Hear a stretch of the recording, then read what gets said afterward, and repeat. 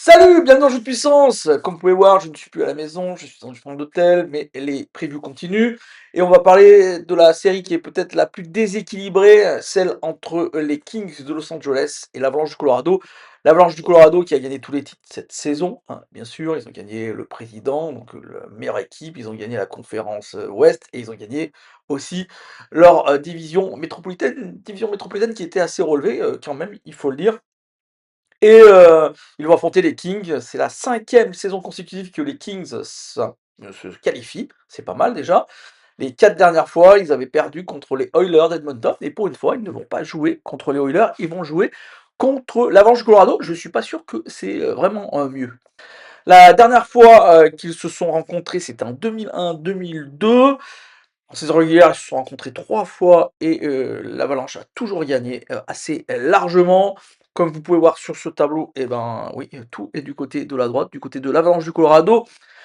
Ils sont meilleurs en power play, ils sont meilleurs en penalty kill, ils sont meilleurs, pour marquer des buts, ils sont meilleurs en défense, ils sont meilleurs de partout. Comme je vous l'ai dit, c'est, vraiment un, duel très déséquilibré.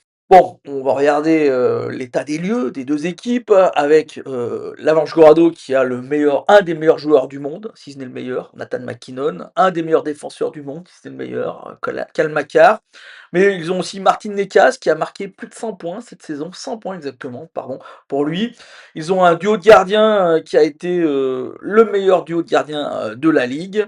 Ils se sont renforcés en plus en récupérant Nazem Kadri qui avait gagné la Coupe Stanley avec l'Avalanche du Colorado justement. C'est une équipe qui fait peur, c'est une équipe qui a de la profondeur, beaucoup de défenseurs très bons. Voilà, je veux dire, c'est une équipe qui est vraiment taillée pour aller gagner la Coupe Stanley et je ne pense pas que les Kings ont vraiment les armes pour se battre contre l'Avalanche du Colorado. Mais bon, une surprise est toujours possible. On va voir d'ailleurs un peu l'identité de cette équipe des Kings, qui est surtout une équipe défensive du coup. Et d'ailleurs, l'entraîneur le dit, on va jouer la défense à mort. On va mettre le bus. Et si par chance on arrive à faire quelques attaques, et ben là il faudra être impitoyable et les punir. On a Nse Kopitar, c'est sa dernière saison, ça fait 20 ans qu'il joue pour les Kings de Los Angeles. Il a déjà gagné la Coupe Stanley 2 fois avec les Kings, en 2012 et 2014. Ça serait un beau cadeau que d'aller gagner ce premier tour de série. Mais bon, je pense pas qu'il aura un cadeau du coup.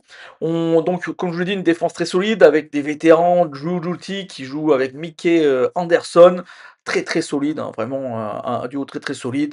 Voilà, c'est une équipe assez bonne défensivement. Même les attaquants sont bons défensivement. Malheureusement, ça marque pas énormément de buts.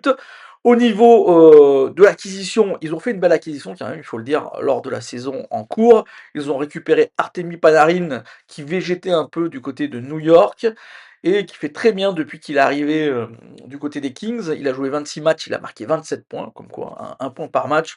Donc ça, c'était plutôt un bon joueur qu'ils ont récupéré. Du coup, Artemi Panarin, on sait que c'est un bon joueur. Et au niveau des gardiens, ils n'ont pas les 2 meilleurs gardiens de la ligue. Eux, ils ont Darcy Kuemper qui a gagné la Coupe Stanley avec l'Avalanche du Colorado. Je ne sais pas si vous vous en souvenez, il y a 4 ans de ça.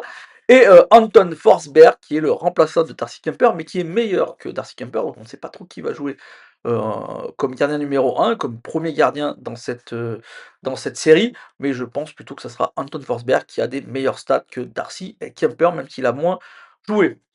Mes prédictions pour ce match, bon bah là, je vais pas vous faire 1 heure, patienter 1 heure sur ces prédictions. C'est assez simple pour moi. Ça va être un match, ça va être une série assez simple. 4 victoires à 0 pour l'Avalanche du Colorado qui va se balader sur cette série. On verra ensuite quand elle devra affronter une équipe entre les Stars de Dallas et le Wild du Minnesota. Là, ça sera une autre histoire. Vraiment une autre histoire.